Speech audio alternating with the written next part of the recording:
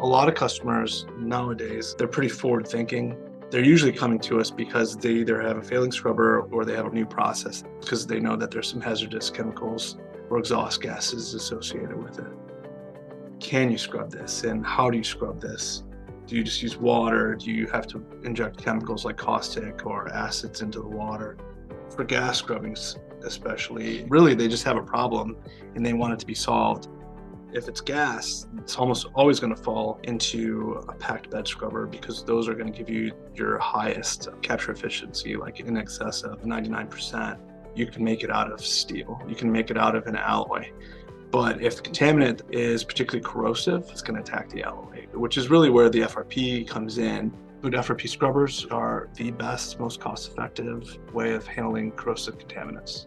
They're light, they're easy to move around. When you're comparing them to high-grade alloy like alloy, those materials are like outrageously expensive.